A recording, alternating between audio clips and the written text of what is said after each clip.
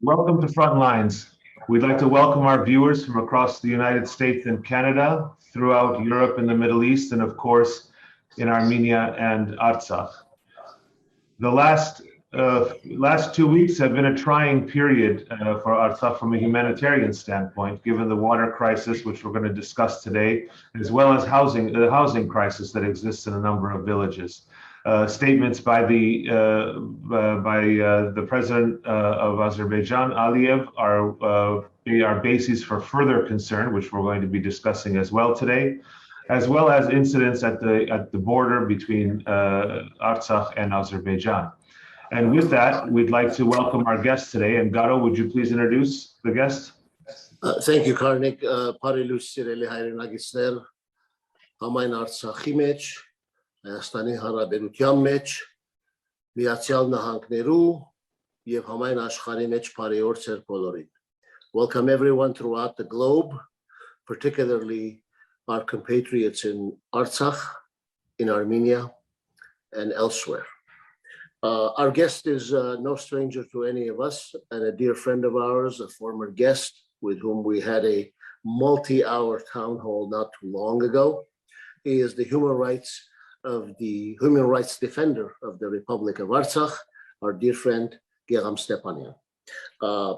Before he was the human rights defender of the Republic of Artsakh, I should note that he was the former assistant to the president of the National Assembly of the Artsakh Republic, and he has studied international relations, diplomacy, and international politics, political science, and international affairs at American University of Armenia.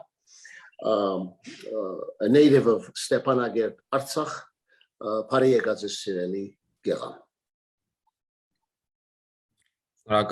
Thank you very much. Karnig? Gegham, I'd like to start with a question that relates to some statements made by Aliyev over the last several days. One, interestingly enough, was an admission that Azerbaijan started the war, which is a very interesting statement, that something that the rest of us in the Armenian world well knew, but perhaps is good information for the rest of the global international community to understand. But more importantly than that, perhaps, are the statements he made regarding the need for integration of the Artsakh community, as he put it, to the Azerbaijani state, and the idea that Artsakh can exist peacefully, coexist with Azerbaijan. What has been the reaction among the people? What has been the reaction of your office to those statements? Because clearly those are statements that are extremely disturbing to Armenians throughout the world. What can you say about the statements made by Aliyev, the reaction of the people, the government, and of course your office as to those statements? Thank you very much. It is very, very important question for us, and it is the first time that Aliyev openly confessed that the war was started by the Azerbaijani side. All knew that, not only Armenian side, but also the international media that covered the third Artsakh war, all were aware of the fact that the war was started by Azerbaijan, but Aliyev was trying to hide that fact, and this is the first time that he, I don't know intentionally or not, confessed that the war was started by them. Very, very important point is that in every his statement or in every his interview, Aliyev is intentionally decreasing the number of people, of Armenian people living in Artsakh. And I think that by doing this, he tries to legitimize his statements that the problem of Nagorno-Karabakh is solved, that there is no any conflict between sides, and Azerbaijani side solved the conflict, and so it is time to go to peace and to try to integrate the Armenian population of Nagorno-Karabakh into Azerbaijani society. But I had an opportunity to speak about that, and taking this occasion also, I would like to state once again that any word about integration or any word about peaceful coexistence is meaningless, especially after the cruel war that Azerbaijani side launched against the people of Artsakh, Armenian people of Artsakh, during in fall to 2020, and the war crimes that we witnessed, and the war crimes that Azerbaijan committed against our people, once again showed that the intention of Azerbaijani leadership is not peace and is not peaceful coexistence. They want this territory, they want Artsakh without Armenians.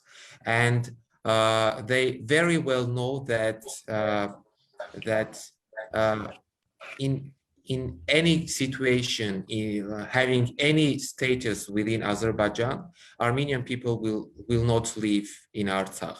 And this is the policy of ethnic cleansing, and they are trying to implement that policy, saying that, depicting to international community that they are ready to peaceful coexistence, but at the same time,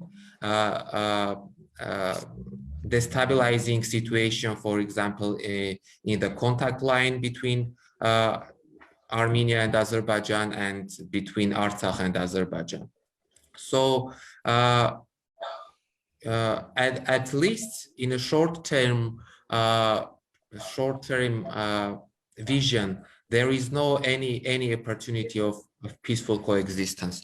And another point that I would like to mention is that peace can be if sides mutually accept their rights.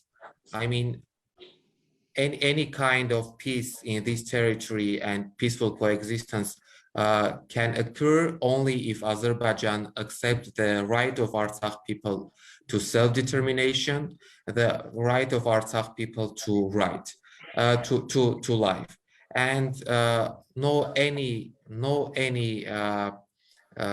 solution of any opportunity of peace, I think that does not exist.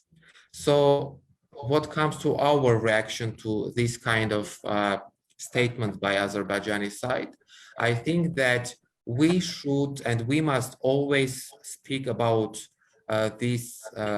about the realities on ground, about the fact that peaceful coexistence at this point, and peaceful coexistence with a nation that is fed up with, that was brought up with a great volume of Armenophobia, and that speaks about Armenians as dogs and other words. So we should speak about that, and we should tell to international community that the intention of Azerbaijani leadership is not what they are speaking about.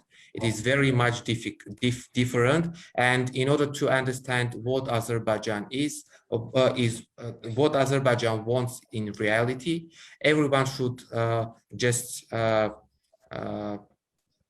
see what they did during the war that they launched in 2020, in fall 2020. That speaks more than their words. Karnig, with your permission, I want to just pick up on what Gegham said. Gegham, you know, Baku, Aliyev, is quite open about his objectives. He wants to prevent any discussion about the status of Nagorno-Karabakh, Artsakh Republic.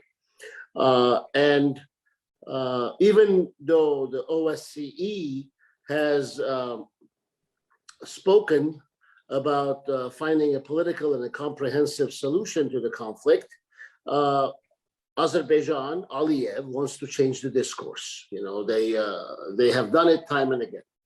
In that regard, in as much as you're talking about peaceful coexistence and the impossibility under current circumstances, I note your recent visit to the Marduni region, meeting with community representatives and residents in many, many places in Berdashen, Ashan, Norshen, Hatsi, Avdur, Murishen, and other places. And you wrote about it recently, about the human rights concerns and the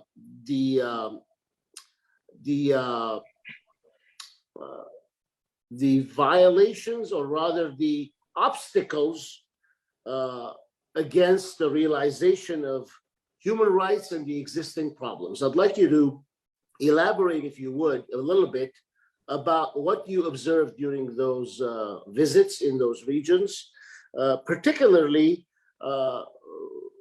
telling us a little bit more about the Azerbaijani military positions near civilian communities and the threat that they pose. You know, while the rest of us here are now attending weddings in Southern California and other Armenian communities around the globe, and unfortunately, you know, people think, well, the war happened and now there's a ceasefire. You and I, Karnig, and many others who follow this on a daily basis, and no one better than you, who lives there on the ground and feels it on his bones and sees it with his own eyes, can tell us what exactly is going on, so that those of us who want to go on with our lives realize that, you know, when the next time we are blindsided, we don't say what happened. Awareness is important. Knowledge is power, to the extent we use the knowledge and do something about it. So please, Gegham, tell us more. The situation is that as a result of the war, a number of communities, civilian communities of Artsakh, now are located very close to contact line. You spoke about some communities in Marduni region, but the number of such communities is over 30. And those communities are very close to the contact line, and Azerbaijani military positions are located very closely, and they are directly observing the everyday life of these communities. They are located from, for example, from 150 meters to 3 kilometers from the residential parts of communities. And this is a real threat to a normal life of people who live in those communities. During our meetings, they were speaking about the urgent need of the removal of military positions from those communities, because not in every case there are Armenian troops or Armenian positions, or, for example, Russian peacekeepers are present there. There are communities that Russian peacekeepers are there on the ground, and also Armenian, I mean, Artsakh Defense Army is present, but in some communities, people are, let's say, alone with the Azerbaijani military positions. Of course, in such communities, the security is maintained by Russians, but not with stationary positions. They are traveling from one community to another. In this way, they are trying to keep the safety of civilians. But I think that the best solution to this would be the removal of any kind of military position from the vicinity of civilian communities and civilian population, especially taking into account the fact that we, Armenian side, does not have any military position closely located to Azerbaijani any civilian community. So the problem should be solved in such way, and especially this problem is very important for the village of Hinshen, for example, from Shushi region. Azerbaijanis are located in a small mountain very close to the village, and they are observing all the territory of the village. This brings with itself also problems with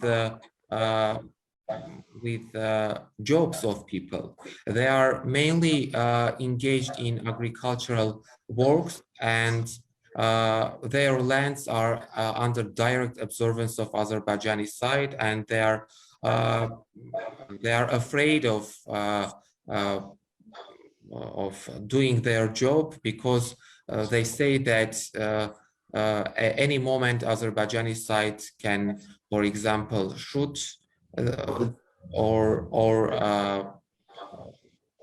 for example, capture them. So this is also a very important point. You know that yesterday or 2 days ago, such problem was voiced by the community leader of Yeghzahogh village from Shushi region, and I would like to mention that the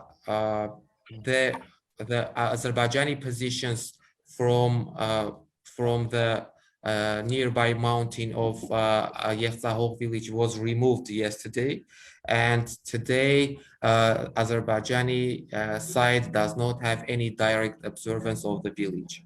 They are their position is located some 3 kilometers far from the Yeghzahogh village, and they do not have direct observance of the village.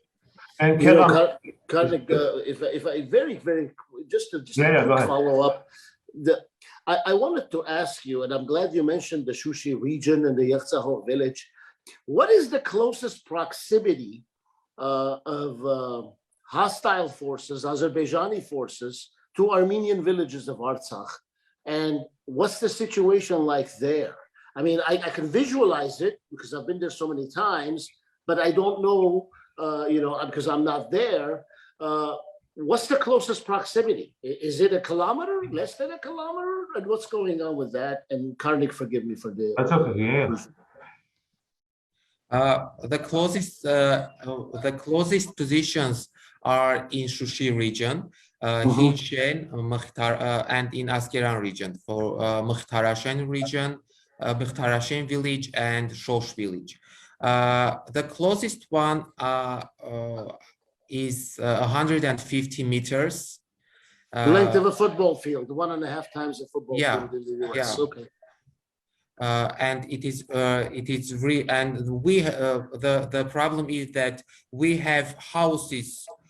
It is not the closest from the community, but the residential places of the community. I mean, the houses are located, for example, in a place which is 150 meters far from the military position of Azerbaijani side.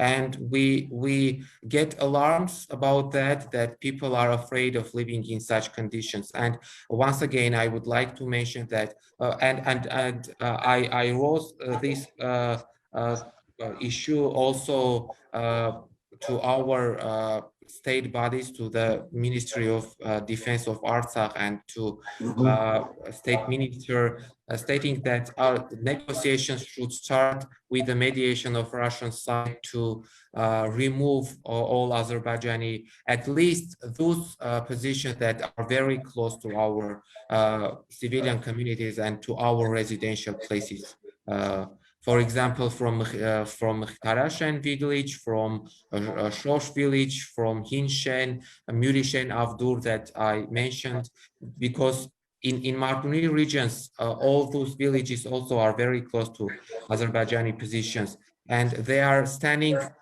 in a heights, and they have a direct observance of the village. So this is the situation, and we should make everything, should do everything in order to remove their positions from that places. Thank you. And Gegham, from what we've been following over the last several months, of course, the Russian peacekeepers' role in mitigating any sort of skirmishes and the things on the border has been very central. For the first time this last week, the Russians stated that the discussions have always been to maintain peace, maintain security without blaming sides. This past week, we heard for the first time the Russians stating that the incidents a specific incident had begun by the Azerbaijani side, pinpointing the Azerbaijani side directly. And the reason I ask that is it seems as if for, let's say, Yerzahov, that region where you mentioned the 3 kilometers, it sounds like there was some sort of deal struck, if I'm not mistaken, because the Artsakh Defense Forces are no longer at that position, right? They're replaced by the Russian forces. Is that true? How are the villagers reacting to that, to the fact that, Artsakh Defense Forces, for example, in that particular incident, Artsakh Defense Forces are no longer there, and now they're being replaced by Russian border control peacekeepers. What have you heard from the villages? What have you heard from the village leadership in terms of their feeling of safety or their feeling of security under those circumstances? Of course, for them, the best is the relocation of Armenian of Artsakh Defense Army troops in such positions near their communities. But at least people feel safe when they have at least, for example, Russian peacekeepers in their villages, or they have how it is called, if they come and go, not having positions there, but they Russian peacekeepers come and they observe the safety, the security of the village. In our discussions, they expressed their position, which is about having the positions of Artsakh Defense Army near their villages. But I think that there is some kind of agreement between our side and Russian and Azerbaijani side to remove military positions and to make Russian peacekeeping side to observe the maintenance of the provisions of a trilateral statement. I think that this is the main reason why our positions were removed, from example, from Yerzahov village, and the process will and must be mutual, meaning that if we remove our positions, the Azerbaijani side also should remove its positions. If they are not going to remove, then we also will come to our previous positions. There was well, I'm going to ask you a 2-part question. Part 1 is this. Your counterpart, our mutual friend, Arman Tatoyan, the human rights defender of the Republic of Armenia, has been for months talking about demarcation, delimitation of the border regions of Armenia, Azerbaijan, and the front line, where we are seeing soldiers being hit by sniper fire from Azerbaijani armed forces. We're seeing villagers living in terror. their livestock being stolen.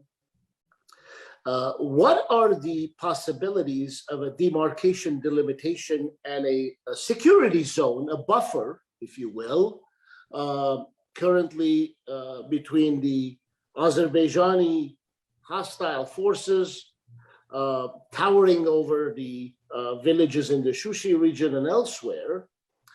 That's my first part of the question. And the second one is Russia. It's a completely different part of a different kind of a question. Bear with me. Russia today said something about, we're calling on Armenia and Azerbaijan to exchange the prisoners of war on all for all principle.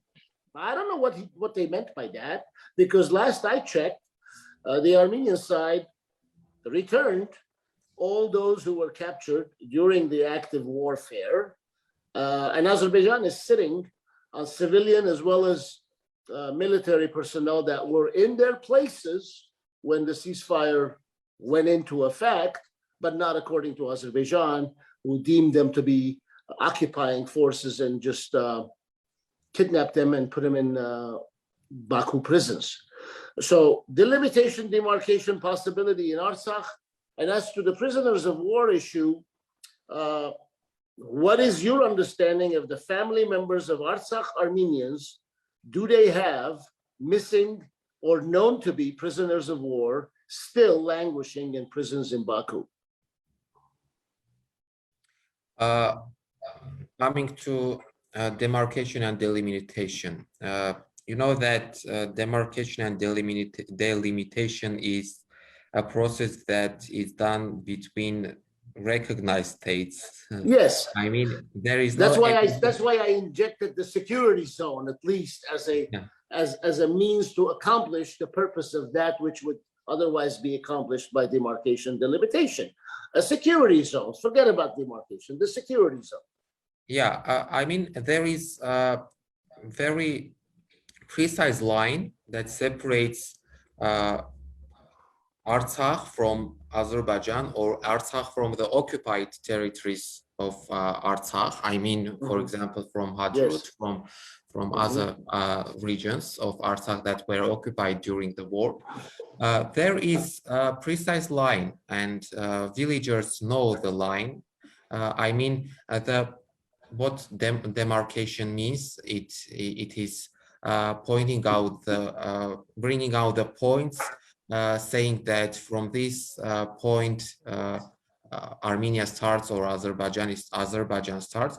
In our case, this line is very precise, and we all know that from for example, from this point, it is any longer hours.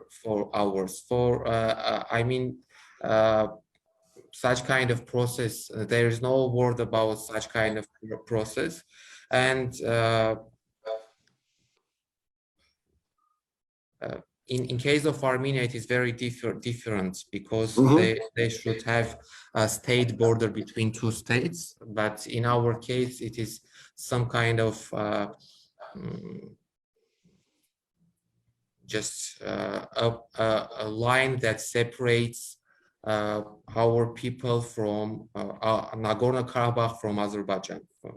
Not a border between two recognized states. About prisoners of war, I think that Russian side just uses a terminology that they are using from the very moment from the moment that the war was stopped.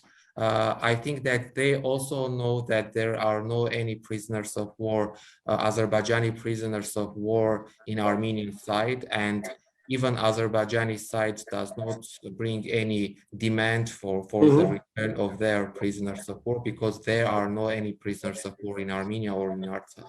I mean Azerbaijani. But we know that at least 45 people also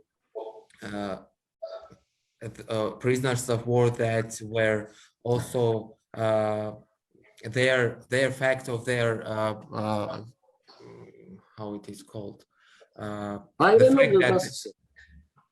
Այն որ նրանք գերության մեջ են, they're in captivity, yes. Yeah, that they are in captivity. This fact also was stated by Azerbaijani side, and we know that 45 people are really in Azerbaijan. But besides, we have a number of some 180 people who are missing, and we have evidences, and we have, for example, video materials showing that also these people are also in Azerbaijani captivity.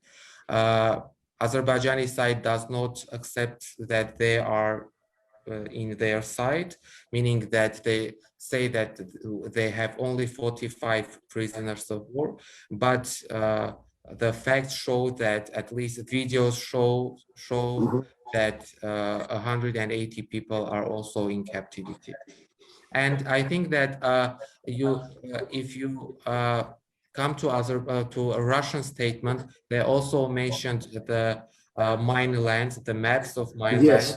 I think that by that they try to keep the equality, if we can say in that way, saying that prisoners of war should be returned. At the same time, the maps of mine lands should also presented to Azerbaijani side. Except prisoners of wars were part of the 9 or so conditions of the ceasefire, and minefields was nowhere in there. But that's neither here nor there. I would like to add that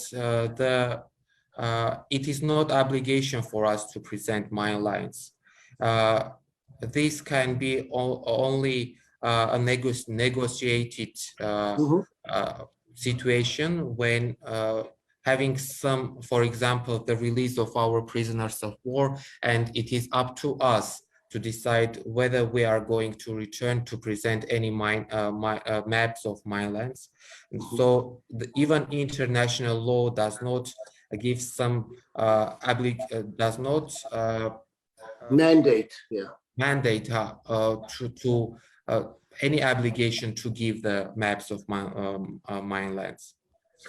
And Gegham, that raises an interesting point, because in that same statement, I think that Garo is referring to, the Russians also called on the parties to eliminate mutual irritants in the humanitarian field. And I think that one of these points, and this kind of brings me to another issue, another humanitarian issue that is a very important one, which I believe Zakharova was referring to when she made that statement, and that is the water crisis, which is clearly something that is artificially created by Azerbaijan. It's been lasting now nearly almost 2 weeks, if I'm not mistaken, where a good portion of the population of Stepanakert has been deprived potable water source.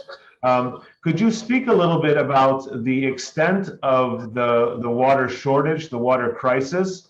What is being done to alleviate it, to remedy the situation, and what, if anything, are long-term solutions to prevent Azerbaijan from being able to play these types of humanitarian games with the population of Artsakh? And before I let you answer, Kerem, I think it's important to state that the foreign minister, Minister Babayan, has mentioned on a number of occasions the importance of water security. And here we have a situation where it's front and center. So what is the water crisis right now in Stepanakert?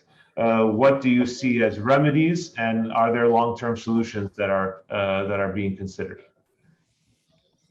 Water problem exists in Artsakh, in the territory of Artsakh as a whole, and in Stepanakert for 2 weeks already. The state authorized bodies speak about when speaking about the reasons, they say that the main reason is that the rivers had been dried up. So this is the main reason why, for example, Stepanakert is some part of Stepanakert is deprived of water. Some 35% of the city was deprived of water, and 2 days ago, some part of the water supply was restored, and currently, for example, Stepanakert, only 20-25% of the city is deprived. But the municipality of Stepanakert, in cooperation with, for example, Red Cross, are trying to supply water to residents, bringing water to their houses, not by the, not like through the piping system, but through other the piping system. But I would like to mention that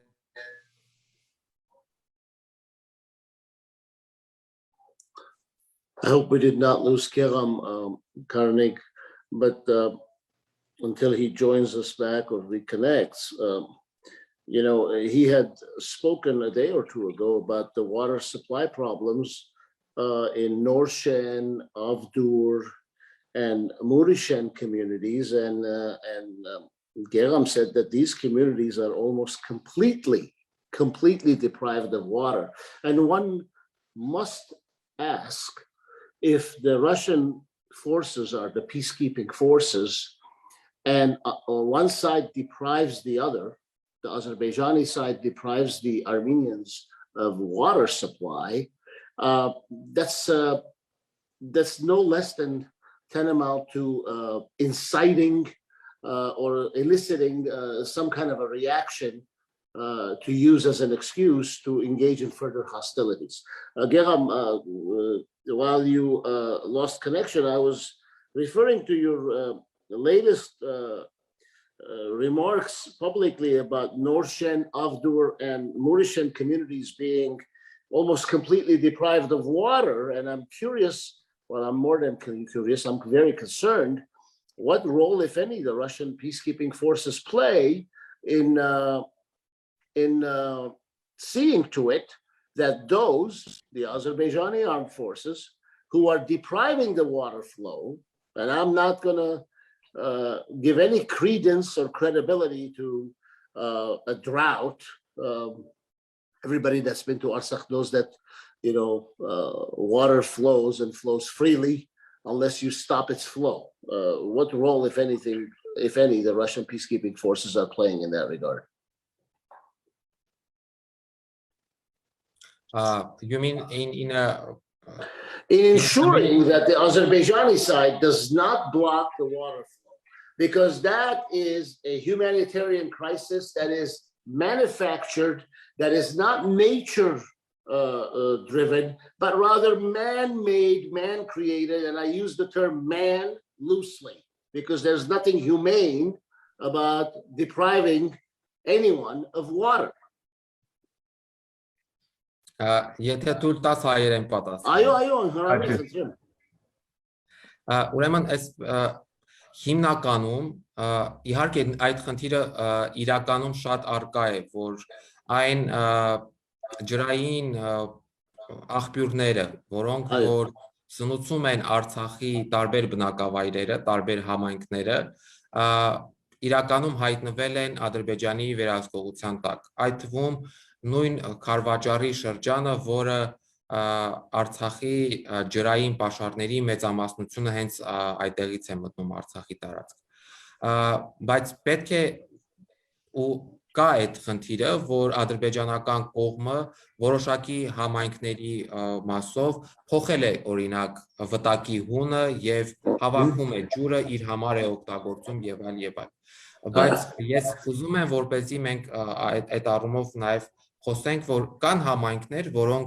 ջրի հետ խնդիր ունեցել են անգամ միջև պատերազմը։ Այսինքն սրանք այն համայնքներն են, որոնք ոչ թե ջրից կտրված են, այսինքն ջուր չկա իրենց հարևանությամբ, այլ ջուրը կա, ուղղակի չունեն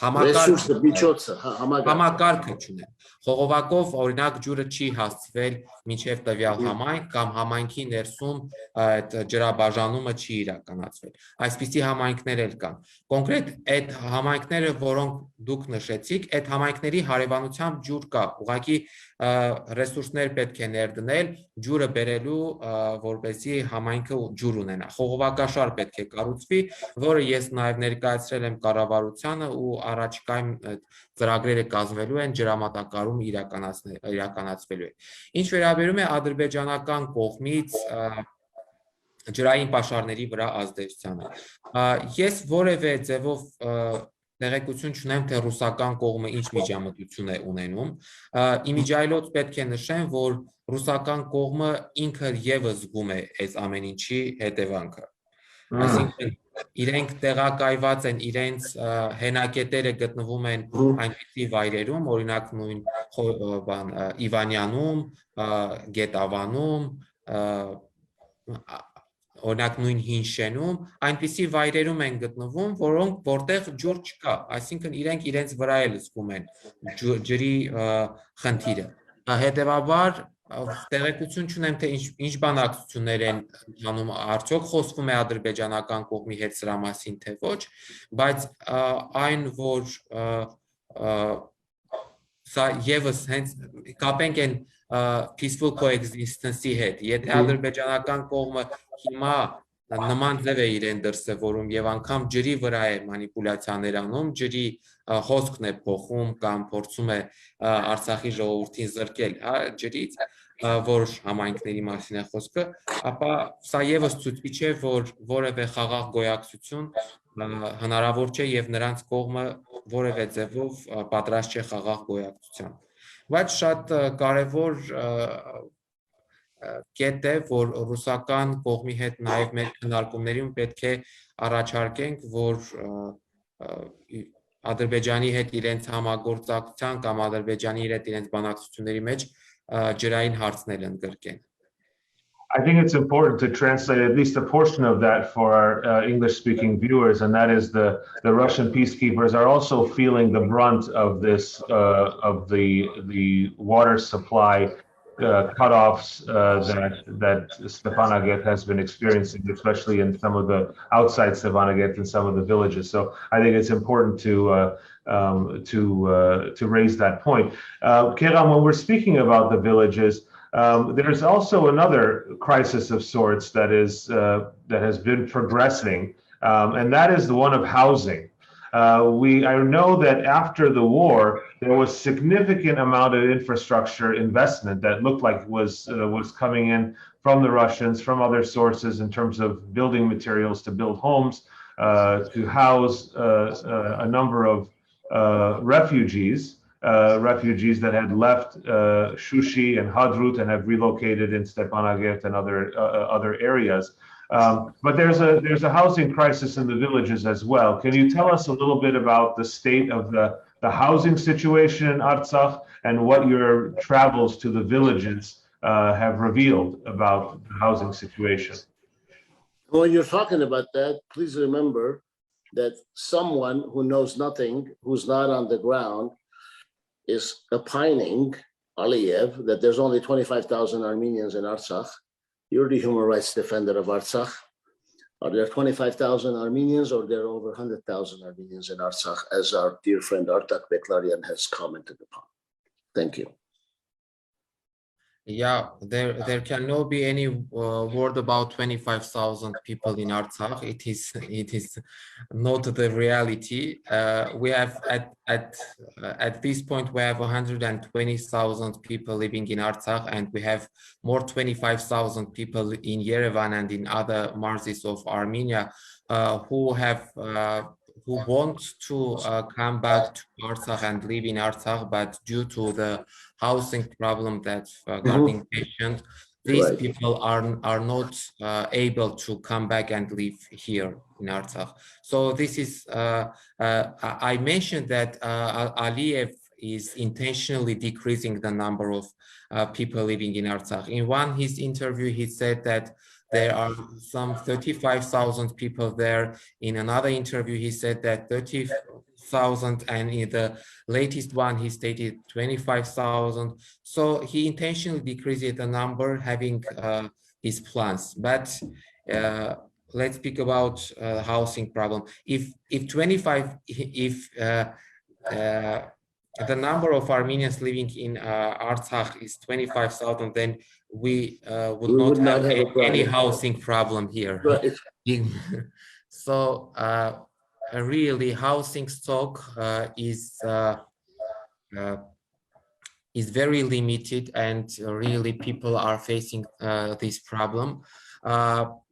You know, the housing problem in Artsakh existed even before the war, and especially in Stepanakert.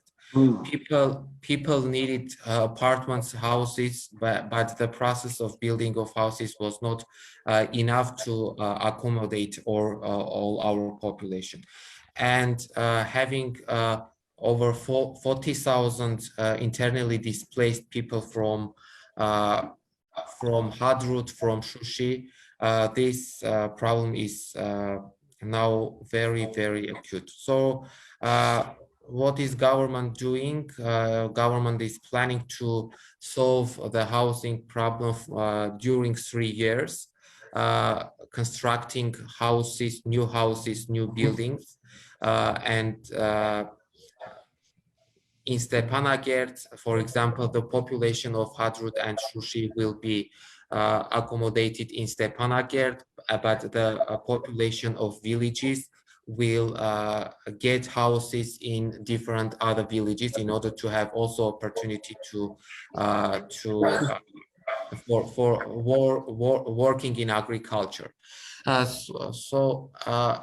And there are plans also to renovate the houses in villages that are not used currently, and to provide these houses also to internally displaced people. In some villages, there are free houses that will be provided to our population by the end of this year, but the main problem, I think, will be solved due to the end of 2022, because the construction is in process, and in order to have enough apartments to accommodate all internally displaced people, we need time, and due to at the end of 2022, mainly this project will start the project of giving people houses will be solved. I would like to mention that unfortunately, Artsakh government, and also with the help of Armenia, and also diaspora organizations, for example, Armenia All Armenia Fund, Armenian side, let's say, is alone in solving this problem. We faced the same reality in 1990s when we had refugees from Baku, from Sumgait, Kirovabad, and Armenia and Artsakh were Armenia and Artsakh had to solve the problems of refugees by their own, without having any help and any assistance from international organizations, humanitarian organizations, etc. And the same reality is present now. The financial resources for construction of houses are mainly coming from diaspora, from the Republic of Armenia, and local resources of Artsakh. And I know that the only humanitarian assistance support that comes to Artsakh is through the channel of Red Cross, and they are solving very little problems not connected to the housing problem. So I think that if we could engage them also in solving the housing problem, this problem would be solved in a very short term, not waiting till the end of, for example, 2022 or for 3 years. A Russian side, there was an agreement to send to Artsakh some 1,000 very how it is called,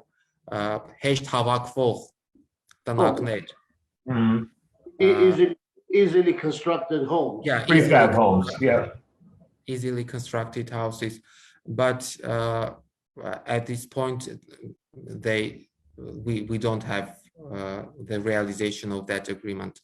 I mean that we didn't receive that house or those houses. Gegham, I think, can I just say one thing real quickly here, Garo, and that is what Gegham spoke about in terms of the reliance on Armenia and Armenian side and Armenian diaspora and Armenian institutions in solving the refugee crisis or assisting in the refugee crisis raises a point that we were discussing just a while ago, Garo, you and I, and that is the value of keeping Artsakh on the front burner for us in the diaspora.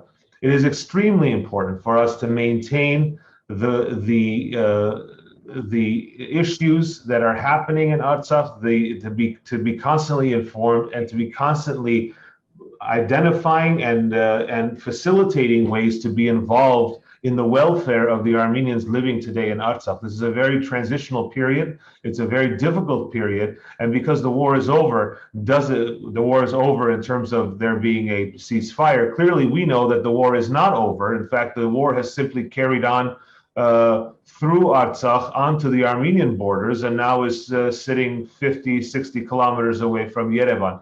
The war is clearly not over, and you can hear that from the bellicose statements of Aliyev, from the fact that they just made a $2 billion purchase of Israeli arms. Clearly, the war is not over. The people of Artsakh, it's absolutely essential that we maintain vigilance in staying involved with Artsakh, with the institutions in Artsakh, with the people of Artsakh. And I think that this housing situation is very important that you bring it up, Gegham. And I think it's in order to maintain the population of Artsakh in Artsakh, they need places to stay.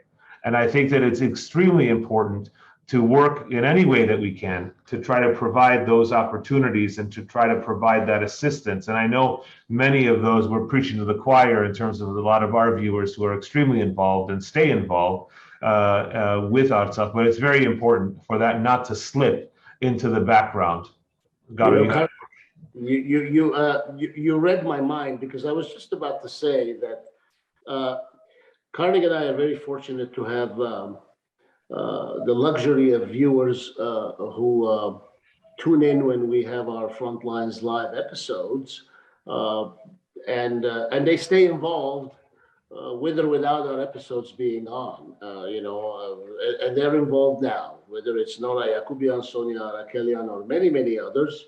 I want to take a moment and thank every one of those individuals, and I want to give a moment to a question that is posed in the comments section that I meant to bring to your attention, Gegham, but thanks to our viewer Bedros Sanikian, who wrote, they are setting fires and shooting at the firemen that are coming to stop the fires. They just shot 3 of our soldiers the other day. What peacekeeping is this?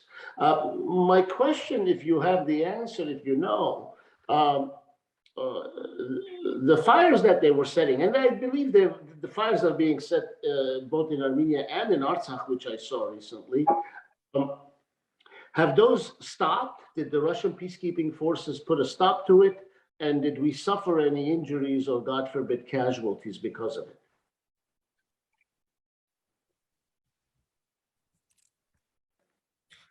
Have Russian side stopped the what? I didn't get. Were they able to intervene and put a stop these fires that appeared to be set by Azerbaijani armed forces? There is really very huge problem in all I mean, in the process of peacekeeping, the Russian side is reacting every time post factum. I mean that the incident is registered, then Russian side reacts to that incident. And the reaction is not, from my point of view, the reaction is not enough to stop the repetition of such kind of incidents. And what you're saying is it does not deter such conduct because it's not proactive, it's happening after the fact. Yeah. This is why I in one of my statements, I stated that there is a need for real investigation mechanism, for the introduction of investigation mechanism, and those part who is violating the ceasefire, the peace, we must be punished in order to eliminate the repetition of such kind of incidents. But you know that,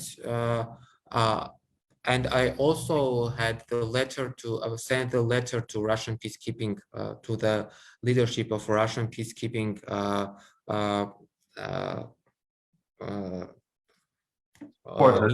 mission, yeah, stating that this investigation mechanism is very, very important for having a real picture who is violating the ceasefire, who is provoking such kind of incidents.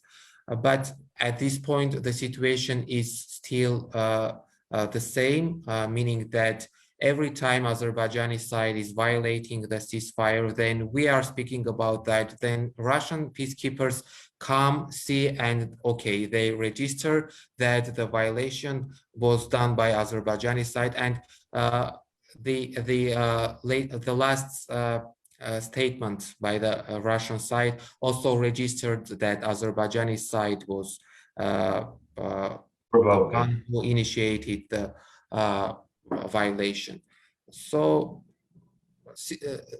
the general picture is such that Russian peacekeeping side should change its behavior in a sense that the preventive measures should be placed, and also the a real investigation should be done for every incident. And Gegham, you know, it's interesting that you bring that up, because one thing that we have not heard of very frequently since its establishment is the Russian-Turkish joint monitoring operation in Aghdam. We haven't heard much from them, much about them. What are your thoughts on, let me back up. Aliyev's statement about the fact that they're able to monitor who's coming in, who's going out, and that they have a great visual of the number of people in order to substantiate his numbers, reminded me of the whole, let's say, the digital surveillance attempts that are being made by from the joint monitoring station. What is, from a humanitarian standpoint, there are significant issues with this, right? I mean, observing and monitoring civilian populations, and what do we know of the center in Aghdam? What do we know of its role in maintaining the ceasefire? What information do you have, or have you observed that lets you know that there are any procedures that are in place to monitor? When I say monitor, to prevent these types of situations from occurring, because it seems as, from what I've been hearing in this discussion, it's largely the Russians that are playing the middlemen.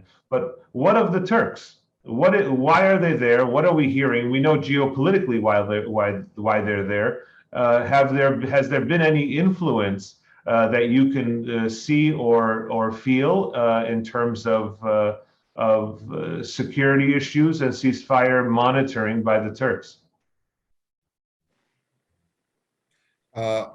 You know, I don't know what are Turks doing in Aghdam because we here in Stepanakert in Artsakh do not have any information about that.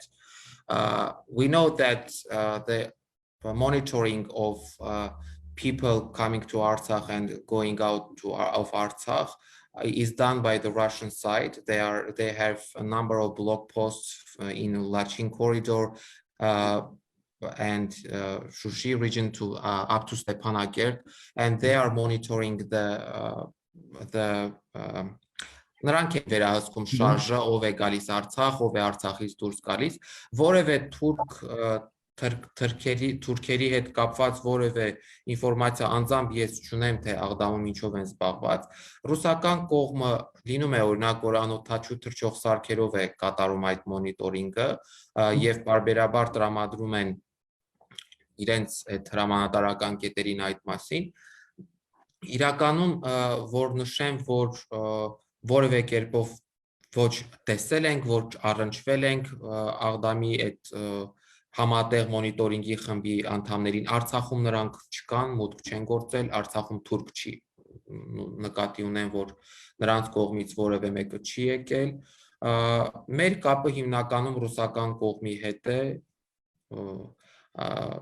ինձ թվում է ավելի շատ այդ Աղդամում տեղակայված ավելի շատ աշխարհաքաղաքական ինչ-որ նշանակություն ունի, քան կոնկրետ այս պարագայում։ Ինչ վերաբերում է դիտարկումներին, այո, իհարկե մարդու իրավունքների հետ լուրջ խնդիրներ կան այս պարագայում։ Տեսեք, Ալիևը իր հարցազրույցի մեջ էլ նշեց, չէ, որ մենք ունենք տեղադրված տեսախցիկներ, կամերաներ եւ մենք տեսնում ենք, թե այնտեղ քանի մարդ է ապրում։ Նախ շատ զարմանալի է, թե Ալիևը ինչպես է տեսնում, թե Ստեփանակերտում քանի մարդ է ապրում։ Եթե անգամ կամերա տեսախցիկ ունենան, թող ունենան օրինակ Շուշիում տեղադրված, որով հնարավոր չէ ամբողջ Ստեփանակերտը տեսնել, սա ցնդաբանություն է, այսպես ասած, եւ երկրորդը, եթե անգամ ինչ-որ չափով տեսնում են, այո, այստեղ կա լուրջ խնդիրներ, որ պետք է դրա մասին բարձրաձայնել, բայց մենք այնպիսի պայմաններում ենք ապրում, որ այսպես ասած վերատեսահսկվում ենք ոչ միայն ռուսական կողմից, այլ նաև օրինակ Ադրբեջանի կողմից, որը նշեց Շուշին տեղակայված է մեզնից այնպիսի բարձրության վրա, որ այնտեղից կարող են նայել օրինակ Ստեփանակերտին եւ վերահսկողություն իրականացնել։ Այս պարագայում կոնկրետ իմ գործառույթը դրա մասին բարձրաձայնելն է, խոսելն է, որ այստեղ կա մարդու իրավունքների կոնկրետ խախտումներ, բայց որևէ ռեալ մեխանիզմ դա կանխելու համենայն դեպս այս պարագայում չեմ տեսնում։ Մարդու իրավունքներու առումով Gegham ջան, ես դերյակ եմ, որ ծրագիրներ մշակման մեջ են, there are plans in the making for your possible appearance in Europe for conventions of European human rights defenders. Որևէ մեկ զարգացում կոյություն ունի, any progress in that regard? Do you have any such plans that appear to be fruitful, and who, if any, of the human rights defenders of the European Union or elsewhere have been in touch with you, other than our 24/7 alert and awake Arman Tatoyan of Armenia? Իհարկե, Արման Թաթոյանը միշտ կապի մեջ է, դրա մասին խոսք չկա, միշտ կապի մեջ է ու նաև օգնում է Արցախի մարդու իրավունքների պաշտպանի գրասենյակին իր աշխատանքներում, նկատի ունեմ դրսի հետ կապերը պահպանելու առումով։ Առաջիկայում երևի սեպտեմբերի սկզբին տեսնենք, եթե ստացվի, կներկայանանք նաև նախատեսվում է Եվրոպական Օմբուդսմենի ինստիտուտի վեհաժողովը, որին եւ պարոն Թաթոյանը եւ ես անդամակցում ենք։ Իհարկե օրակարգում որևէ ձևով մտքերի փոխանակության բան նախատեսված չէ, բայց մենք պետք է առիթը օգտագործենք խոսելու այս ամեն ինչի մասին, ինչ կատարվել է պատերազմի ընթացքում եւ ստեղծված իրավիճակի մասին, հումանիտար իրավիճակի մասին։ Եվրոպական գործընկերների հետ գիտեք երբեմն ես էլի նշել եմ սրա մասին, երբեմն իմ մոտ այնպիսի տպավորություն է, որ մենք խոսում ենք, նամակ ենք հղում, բարձրաձայնում ենք այդ ամենի մասին, բայց պատասխան չենք ստանում։ Այսինքն խնդիրը այստեղ այն է, որ գոնե մարդու իրավունքները չպիտի նման ձևով լինեն, այսինքն այդ համընդհանրությունը պետք է ապահովված լինի, առնվազն լսեն, իմանան, թե ինչ է կատարվում այստեղ եւ իրենց որոշումները ընդունելիս կամ իրենց քաղաքականություն մշակելիս հաշվի առնեն, որ այս տարածքում ապրում են մարդիկ, որոնք ունեն իրենց իրավունքները։ Ուղիղ կոնտակտ եվրոպական առանձին օմբուդսմենների հետ չկա, կա օրինակ Եվրախորհրդի մարդու իրավունքների հանձնակատարի մի քանի անգամ դիմել եմ ներկայացրել իրավիճակը, պարբերաբար նամակների տեսքով ներկայացնում ենք իրավիճակը, բայց պատասխան նամակ չենք ստանում։ Բայց դա մեզ չի հիասթափեցնում, մենք շարունակելու ենք իրավիճակը ներկայացնել, շարունակելու ենք պայքարել ու հասնել նրան, որ միջազգային հանրությունը այս հարցին նայի որպես մարդու իրավունքների հարց։ Ես նախորդ մեր հանդիպման ժամանակ էլ եւ նաեւ գիտեք, որ հնարավորություն է եղել խոսելու ԵԽԽՎ-ի ՊԱՍԵ-ի հատուկ զեկուցողի հետ, Պոլ Գավանի հետ, եւ ես նրան եմ ներկայացրել, որ չի կարելի այդպես, որ զեկույց պատրաստել առանց Արցախ այցելելու, առանց Արցախի ժողովրդի, առանց տեղում իրավիճակին ծանոթանալու, ինչպես կարելի է գրել մի բանի մասին, որում չես եղել, չես տիրապետում եւ այլ եւ այլ։ Եվ կարծես թե աշխատանքներ գնում են, որ միջև զեկույցը պատրաստելը ինքը գոնե կամ կայցելի կամ ինչ որ ձևով նորից կտեղեկանա, կշփվի տարբեր խմբերի հետ։ Սա է միջազգային հանրության հետ այսպես ասած շփումները, կան իրավապաշտպան կազմակերպություններ, արդեն ոչ state level, NGO-ներ նկատի ունեմ, որոնց հետ աշխատանք իրականացնում ենք, մեր հավաքած տվյալները հանրահաշտության դեպքում տրամադրում ենք, զեկույցները տրամադրում ենք եւ այլ եւ այլ։ Այսպիսի աշխատանքներ իրականացնում են։ Կոնկրետ ես այո գոհ չեմ միջազգային հանրությունից, ոչ թե գոհ չեմ, այլ դժգոհ եմ, որովհետեւ այս իրավիճակում թողնել այսպես անտարբեր լինել ու պետք է նշեմ, որ որքան գնում է, այդքան անտարբերությունը աճում է։ Այսինքն եթե պատերազմի ժամանակ ավելի ուշադրության կենտրոնում էր Արցախը, պատերազմից հետո էլի գալիս գնում էին տարբեր կազմակերպություններ, բայց ինչքան ժամանակ է անցնում, այդքան անտարբերությունը ավելի է աճում։ Սրա դեմ էլ պետք է պայքարել, անընդհատ խոսելով եւ շատ շնորհակալ եմ, որ այս առիթը ընձեռվեց նաեւ այս կարևոր թեմաների մասին խոսելու համար։ I think we should isolate to translate just a piece of that too for our English-speaking viewers, and that is really kind of goes to the theme of isolationism. That even now, during the war, there was quite a bit of interest, even after the immediate aftermath from NGOs and outside organizations and international organizations, but that has tapered off. Is what the Ombudsman is saying, and that is a very dangerous situation.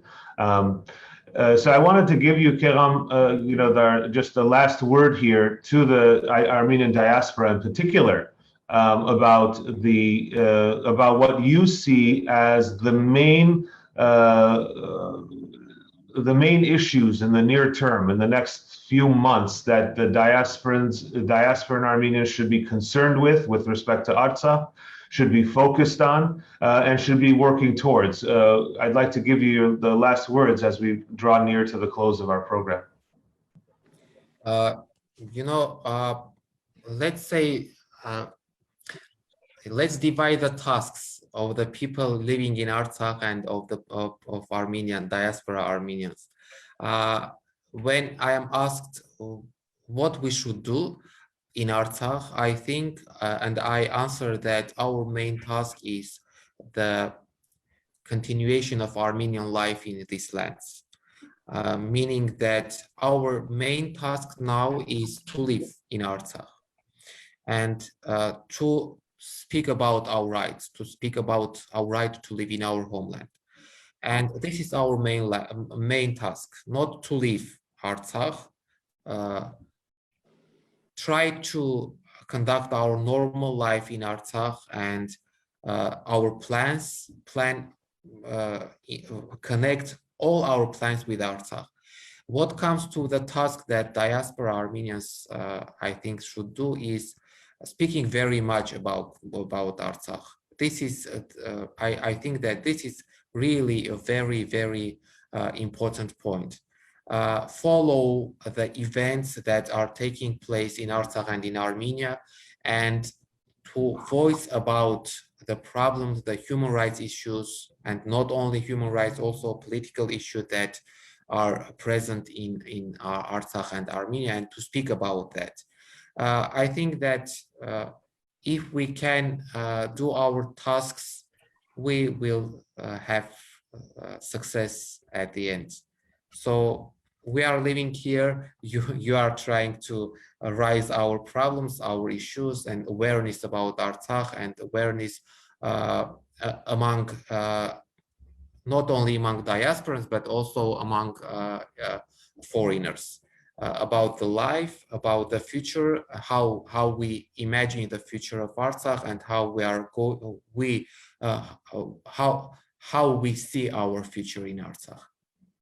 So thank you so much, Gegham, and I want to say that it's important for our viewers to be engaged directly with the Ombudsman's office. I think if the Ombudsman's website, artsakhombuds.am, is a wonderful source for up-to-date events and occurrences, as well as a lot of special reports that say a lot about, and very detailed and professional special reports on various issues. And I think it's important for us to stay engaged as much as we can, not only in spirit, but in work. And as Gegham said, to keep the issue of Artsakh, the right of the people to live, of Armenians to live in Artsakh, front and center in our discussions about the situation in Armenia and Artsakh. It's very important for us to really institutionalize that in our approach to the issue, and not forget the fact that it is front and center and needs to be and remain there with as much vigilance as we had during the war. The war is still going on. The struggle of regular families, Armenian families trying to live an Armenian life on their homeland, on our homeland, is a vital concern for the Armenian nation, and no matter where you as an Armenian individual sit in the world. So I can't thank you enough, Gegham, for joining us this morning from Artsakh, and we appreciate very much your real professionalism and your commitment to the work of the Human Rights Ombudsman, and the commitment to the livelihood and welfare of the Armenians living in Stepanakert and throughout Artsakh. We appreciate it very much. And with that, I want to pass it on to Garo for his last words. Thank you, Karnig. Gegham ջան, սրտանց եւ հոգաչափ երախտաբար դեմ քեզի հանդեպ եւ այն բոլոր գործընկերներու հանդեպ, որոնք դարիներ շարունակ աշխատանք են դանում, ծառայում են եւ նվիրված եւ ինքնազոհությամբ ամեն ծևի աջակցում են այն ինչի համար, որ հայ սփյուռքը 100 տարի ավելի սկացել է, լացել է, երգել է Արևմտյան Հայաստան երազելով։ Արևմտյան Հայաստանը այսօր գոյություն ունի Արցախի մեջ։ Այն ինչը որ կատարվեցավ Ապրիլ 24-ը, April 24, that everybody once a year commemorates, it's every day in Artsakh. It's every day. It was not just September 27 to November 9. It was before September 27, and it's certainly much more so after November 9. The word that comes to mind is complacency. Complacency. Complacency in Armenian is inknahokutyun. In my opinion, that's worse than anhokutyun. When you're so engaged with what's important to you, inknovat hokadar mudahokes, and you don't stop for a minute to think about that which once a year you say April 24, once a year you say September 21, May 28, Shushi Azadakrum. You one day wake up and Shushi is occupied.